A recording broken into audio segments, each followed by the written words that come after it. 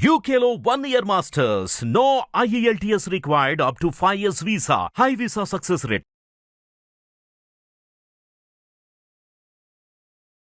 నమస్తే. ఎన్నో ఆధ్యాత్మిక కార్యక్రమాలు మన ఛానల్లో ప్రసారం అవుతూ ఉంటాయి.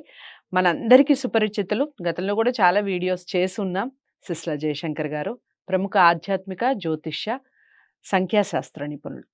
ఇక ఈరోజు ఆల్రెడీ ఒక వారం రోజులుగా ఈ టాపిక్ నడుస్తూనే ఉంది. హాట్ టాపిక్గా చాలామంది ముక్త కంఠంతో ఖండించిన విషయం లడ్డూ ప్రసాదానికి సంబంధించి. మనందరం ఎంతో పవిత్రంగా భావించే లడ్డూ ప్రసాదంలో అపశృతి చోటు చేసుకోవడం, దాన్ని కొంతమంది రాజకీయం చేసేలా ప్రయత్నాలు జరుగుతున్నాయి. ఇది రాజకీయానికి రంగు పులుముతున్నారు అని రకరకాలుగా మాట్లాడుతూ ఉన్నారు.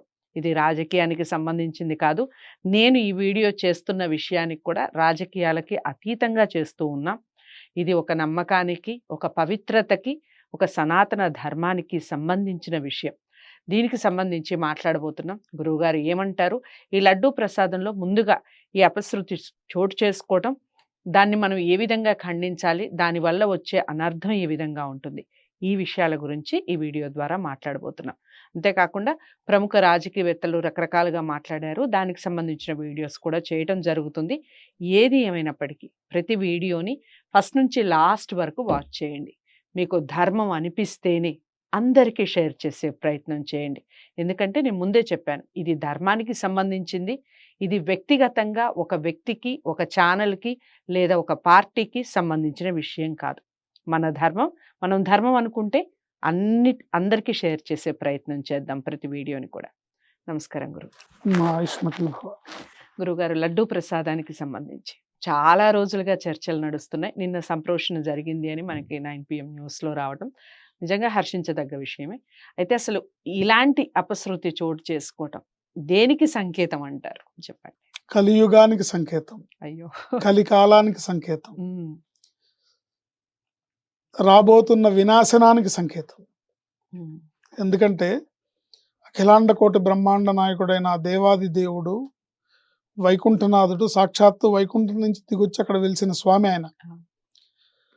ఆ స్వామికి జరిగే పూజలు, ఆయనకి జరిగే నివేదనలు ఇవన్నీ కూడా చాలా పవిత్రంగా ఆగమ శాస్త్రాన్ని అనుసరించి వైఖానస ఆగమ సిద్ధాంతం ప్రకారం జరుగుతూ ఉంటాయి.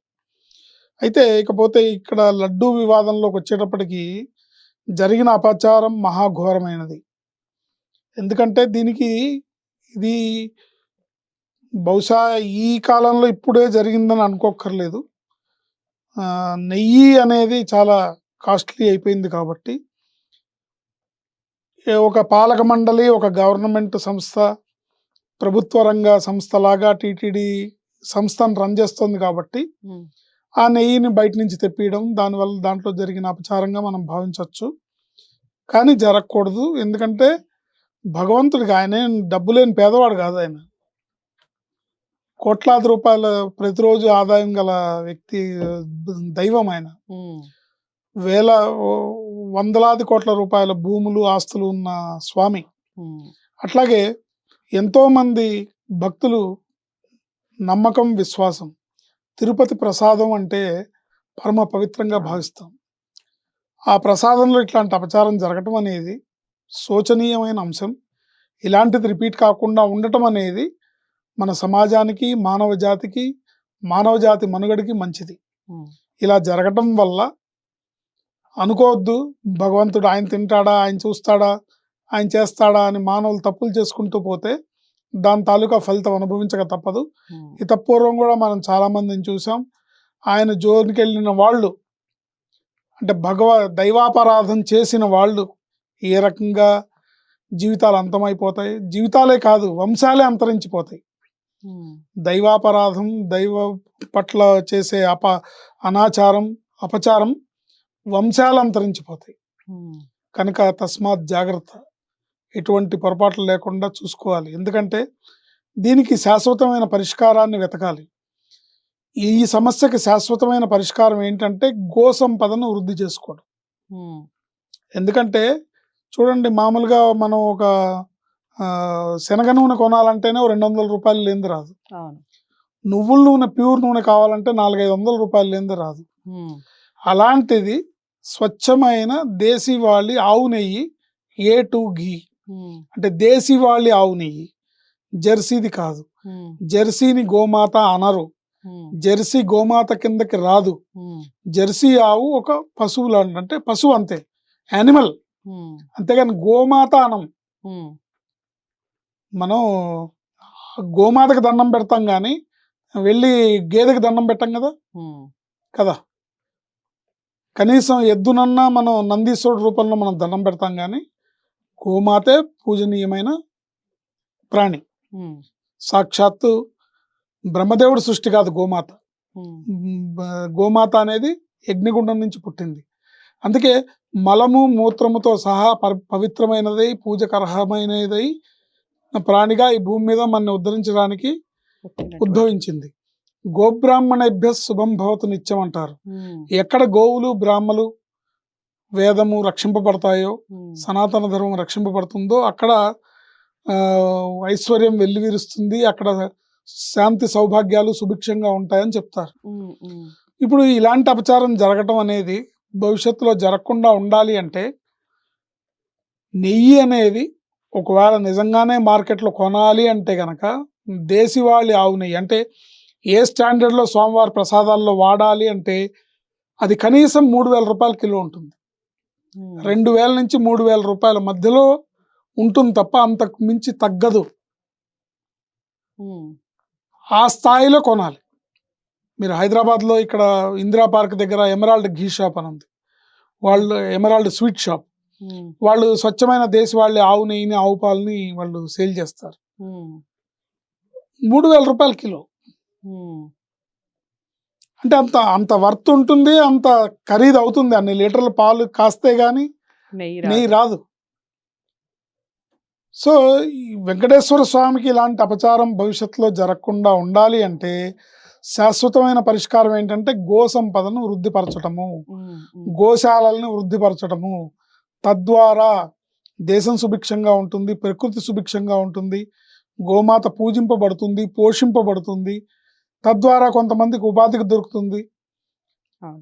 వీళ్ళే దాన్ని తయారు చేసి గోశాలని బోళ్ళని భూములు ఉన్నాయి వెంకటేశ్వర స్వామికి, బోళ్ళంత డబ్బు ఉంది, తీసుకొచ్చి గోవుల్ని పెంచి పోషించి దానికి ఆయన తగిన విధంగా. ఇప్పుడు స్వామివారికి పునుగు తైలం రాస్తారు. పునుగు తైలం అనేది ఆ పునుగు పిల్లి నుంచి తీస్తారు. ఆ పునుగు పిల్లి శేషాచలం అడవుల్లో మాత్రమే ఉంటుంది. అది అంతరించిపోతోందన్న భయంతోనే దేవస్థానం వారు కొన్ని పునుగు పిల్లుల్ని పెంచి స్వామివారి కోసం ఆ పునుగు తైలాన్ని తయారు చేస్తున్నారు. అలాగే స్వామివారికి సమర్పించే పూలు అక్కడే పండించి అక్కడే దాన్ని కల్టివేషన్ చేసి హార్టికల్చర్లో స్వామివారికి పూలు పెడుతున్నారు. నెయ్యి కూడా అలాగే చెయ్యాలి. చేయకపోతే ఈ తప్పిదం వీళ్ళదా వాళ్ళదా, ఈ పార్టీ వాళ్ళు చేశారా ఆ పార్టీ వాళ్ళు చేశారా కాదు, మానవాళి వల్ల జరిగిన తప్పుకి మానవాళి అంతరించిపోతుంది, ప్రకృతి ప్రకోపిస్తుంది. భగవంతుడి పట్ల అపచారం జరిగితే ప్రకృతి ప్రకోపిస్తుంది, ప్రకృతి చూస్తూ ఊరుకోదు. ఇప్పటికే మన ప్రకృతి వైపరీత్యాలతో నానా రకాలుగా కష్టాలు పడుతున్నాం. 10 రోజులు విజయవాడ అల్లకల్లోలం అయిపోయింది, నీట మునిగిపోయి మొత్తం పంటలు నాశనం అయిపోయి. ఇలాంటి పరిస్థితులన్నీ కూడా దైవాపచారాలు జరిగితేనే వస్తాయి. సో ఇలాంటి పరిస్థితి రాకుండా చూసుకోవాలంటే గో సంపదను పెంచుకోవాలి. ఇప్పటికైనా జాగ్రత్త పడండి.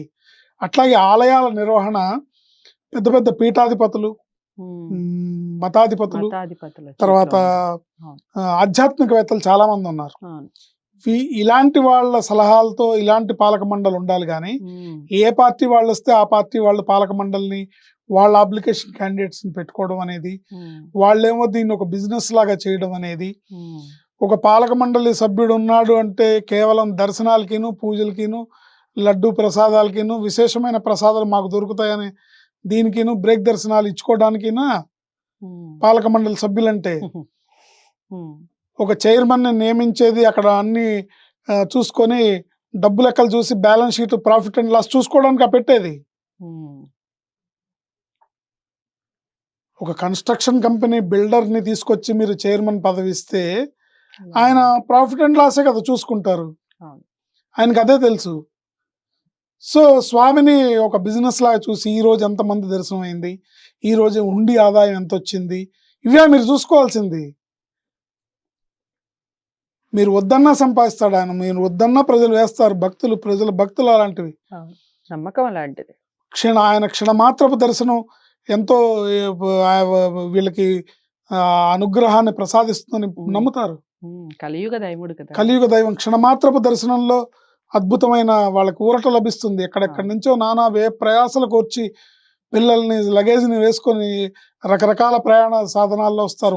రెప్ప వేయకుండా నిద్రపోకుండా అండి లైన్ లో నిలబడి ఎన్ని గంటల తరబడి క్యూ లైన్స్ లో ఉండి నిద్ర రాదు. ఇలాంటి హిందూ మతంలో, ఇలాంటి సనాతన ధర్మంలో ఇలాంటి ఒక సంఘటన జరగటం అనేది శోచనీయమైన అంశం. ఇలాంటివి జరగకుండా ఉండాలంటే ప్రతి హిందువు మేల్కోవాలి, ప్రతి హిందువు గళమెత్తి మాట్లాడాలి. ఇక్కడ మనం వేరే వాళ్ళని నిందించట్లేదు, వేరే వాళ్ళని వినట్లేదు. ఇప్పుడు కూడా ఈ లడ్డు గురించి మాట్లాడుతున్నామంటే అన్యమతస్తుల పని కాదు ఇది, ఇంట్లో ఉన్న వాళ్ళు చేసిన పనే ఇది. కాబట్టి ప్రతి హిందువు మాట్లాడాలి. దీనికి గాను నేను ప్రత్యేకంగా మన ఆంధ్రప్రదేశ్ రాష్ట్ర ఉప ముఖ్యమంత్రి పవన్ కళ్యాణ్ గారిని విశేషంగా నేను అభినందిస్తున్నాను. ఇన్ని రోజులకి సెక్యులరిజం పేరిట ఓట్ బ్యాంక్ రాజకీయాలు చేస్తూ అమ్మో మాట్లాడితే ఇప్పుడు ఈ లడ్డు గురించి మాట్లాడితే ముస్లిమ్స్ ఓట్లు పడవేమో, అమ్మో క్రిస్టియన్స్ ఓట్లు పడవేమో అని దానికి భిన్నంగా నా ధర్మానికి విఘాతం కలిగింది కాబట్టి నేను గళమెత్తుతాను అని ఒక ప్రాయశ్చిత్త దీక్ష చేస్తున్న పవన్ కళ్యాణ్ గారు నిజంగా అభినందనీయులు. ఇన్నాళ్ళకి భగవంతుడు కరుణించి ఇలాంటి ఒక నాయకుడిని ప్రజలకి ఇచ్చాడు కాబట్టి ఆయన్ని కాపాడుకోవాలి, ఆయన బాటలో ముందుకెళ్ళాలి. తప్పకుండా దానికి సంబంధించి మళ్ళీ ఒక వీడియో చేద్దాం గురుగారు. అదండి, మొత్తానికి మనం ఏదైనా ధర్మం ప్రకారంగా నడవాలి. గురువుగారు చెప్పినట్టుగా ఇది ఏది ఒక పార్టీకి సంబంధించిందో లేదా పక్క మతాన్ని ఇంకొక మతానికి సంబంధించిన విషయమో కానే కాదు. మనకి సంబంధించిన ధర్మాన్ని మనం ఏ రకంగా కాపాడుకోవాలి, ఎలా పరిరక్షించుకోవాలి, మనం ఈ వీడియోని నలుగురికి షేర్ చేయడం వల్ల కలిగే మేల్కొలుపు ఏమిటి, ఈ విషయాన్ని గమనించి అందరూ కూడా ప్రతి ఒక్కళ్ళకి షేర్ చేయండి. మన బాధ్యతగా భావించండి. వీడియోని లైక్ చేసి షేర్ చేయండి, ఛానల్ని సబ్స్క్రైబ్ చేసుకోండి. పవన్ కళ్యాణ్ గారి దీక్షకి సంబంధించిన వీడియో మళ్ళీ చేసే ప్రయత్నం చేస్తాను. నమస్తే.